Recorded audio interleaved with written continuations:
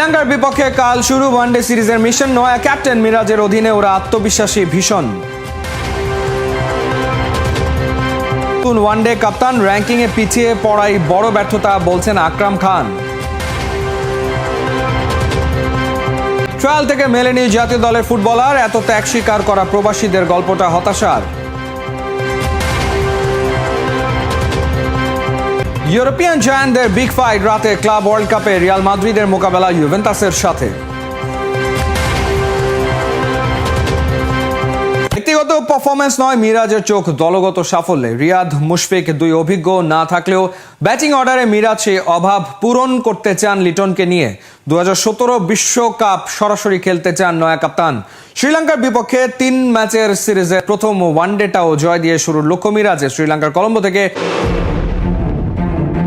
মেহেদী হাসান মিরাজ আর চারিথ আসালাঙ্কা, বেশ পুরনো দুজনের সম্পর্কটা। এই ছবিটা আপনাকে আজ থেকে প্রায় 8.5 বছর আগে ফিরিয়ে নিয়ে যেতে পারে সেই যুব বিশ্বকাপে, 2016 যুব বিশ্বকাপে, যেখানে কিনা বাংলাদেশ আর শ্রীলঙ্কা মুখোমুখি হয়েছিল তৃতীয় স্থান নির্ধারণী ম্যাচে।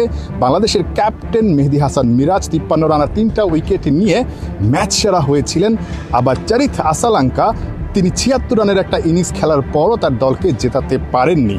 ঠিক 8.5 বছর পর যখন এই ট্রফি হাতে মেহেদী হাসান মিরাজ ছবি তুলছেন আসালাঙ্কার সঙ্গে, তখন কিন্তু তিনি কিছুটা হলেও পিছিয়ে আছেন। বাংলাদেশের ক্যাপ্টেন এই মুহূর্তে তার দল 10ম অবস্থানের র্যাঙ্কিংয়ে, আর আসালাঙ্কার দল 4 নম্বরে। ঠিক এই জায়গাটাতেই মেহেদী হাসানের চ্যালেঞ্জ, মিরাজ কি পারবে কিনা ঠিক এই জায়গা থেকে দলকে উপরে নিয়ে যেতে, পাশাপাশি সরাসরি 2027 বিশ্বকাপে খেলাটা নিশ্চিত করতে। আমরা এখন যে স্টেজে আছি, আমাদের টার্গেটটা এটাই থাকবে যে আমরা যেন সরাসরি ওয়ার্ল্ড কাপ খেলতে পারি, এবং তার জন্য আমাদের যতগুলো ম্যাচ জিততে হবে এবং সিরিজ জিততে হবে, এটা খুব ইম্পর্টেন্ট, এবং র্যাঙ্কিংটা খুব ইম্পর্টেন্ট, টপ 8-এ থাকাটা। সো আমাদের আপনি যেটা বললেন, হ্যাঁ অবশ্যই এই সিরিজটা অনেক ইম্পর্টেন্ট, এবং ইম্পর্টেন্ট চিন্তা করে যদি আমরা প্রেশার নিয়ে ফেলি, এটাও ডিফিকাল্ট। প্রত্যেকটা ম্যাচ বাই ম্যাচ আমরা চেষ্টা করব। আপনি যেটা বলেন ডিফিকাল্ট সময়, যেটা আমি সবসময় দেখেন যে আমি যে পজিশনে ব্যাটিং করি সবসময় কিন্তু প্রেশার সিচুয়েশনে ব্যাটিংটা করি, এবং বোলিংটাও কিন্তু প্রেশার সিচুয়েশনেই করতে হয়। সো আমার কাছে মনে হয় বাংলাদেশে আমি অনেক ম্যাচ খেলেছি যে প্রেশার সিচুয়েশনে হ্যান্ডেল কীভাবে করতে হয় সেটা মানে মাঠ থেকে অনেকটা অ্যাপ্লাইও করেছি। হ্যালো, এবার কি 4 নম্বর ইনশাল্লাহ নাকি? তাওহিদ হৃদয় সবশেষ যেই আইসিসি চ্যাম্পিয়ন্স ট্রফি, সেখানে 4 নম্বরে ব্যাট করে ভারতের বিপক্ষে একটা সেঞ্চুরি হাঁকিয়েছিলেন।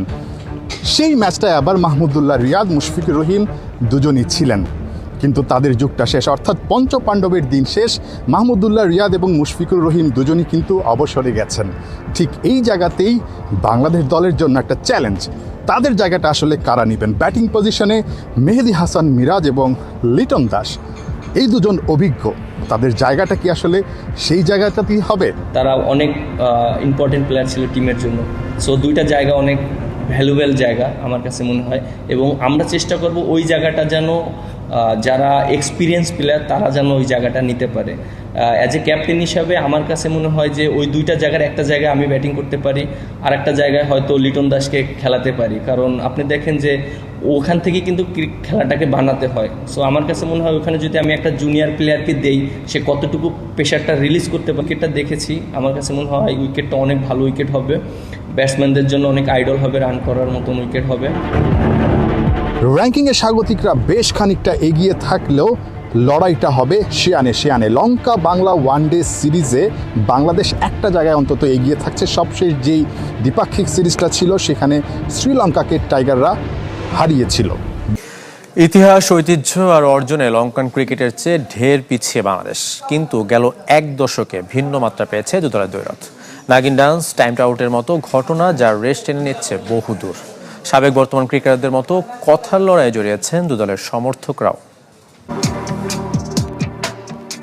1986-তে শুরু দুদলের লড়াই, পরের প্রায় 2.5 দশক ছিল এক পেশে। দাপুটে লঙ্কানদের কাছে সব ফরম্যাটে কোণঠাসা টিম টাইগার্স। তবে সময়ের সাথে পাল্লা দিয়ে বদলে যাওয়া ক্রিকেটে যেমন বদলেছে বাংলাদেশ, বদলেছে দুদলের দ্বৈরথ, যার শুরুটা নাজমুল অপুর বিখ্যাত সেই নাগিন ড্যান্সের হাত ধরে। এরপর বাঘ সিংহের লড়াই ভিন্ন মাত্রায় নিয়ে গেছেন দুদলের ক্রিকেটাররা। সেই উত্তাপে কখনো ঘি ঢেলেছেন দানুষ্কা গুনাথিলক, কখনো মুশফিকুর রহিম। 22 গজের তিক্ততা পরবর্তীতে টেনে নিয়ে গেছেন লাহিরু কুমারা, লিটন দাসরাও। তবে দুদলের বৈরিতার চূড়ান্ত মঞ্চায়ন হয়েছিল 2018 সালের নিদাহাস ট্রফিতে। আম্পায়ারের সিদ্ধান্তে প্রতিবাদী অধিনায়ক সাকিবের ওয়াকআউটের রেশ না কাটতেই আলোচনার জন্ম দেয় লঙ্কানদের মাটিতে বাংলাদেশ দলের উন্মত্ত উদযাপন।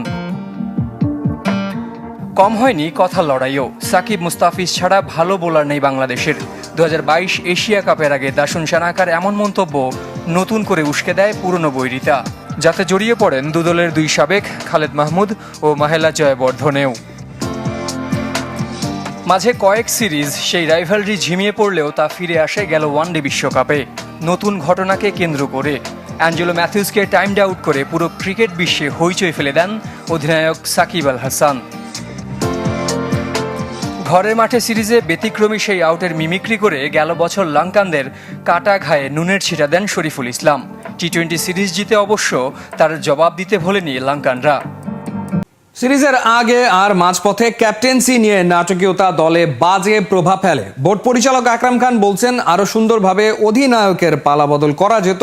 ওয়ানডের নতুন কাপ্তান মেহেদী মিরাজকে অন্তত 1-1.5 বছর দেখেই মূল্যায়ন করার পক্ষে আকরাম খান।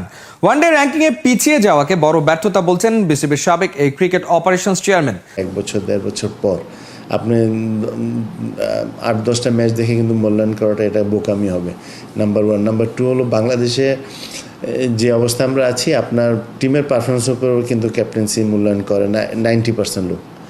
যে যারা মনে করেন যে আপনার জিততে মনে করে ক্যাপ্টেন ভালো, খারাপ খেললেই মনে করে ক্যাপ্টেন ভালো না। সো ইম্পর্টেন্ট হয়েছে যে আপনার ম্যাচের পারফরমেন্স।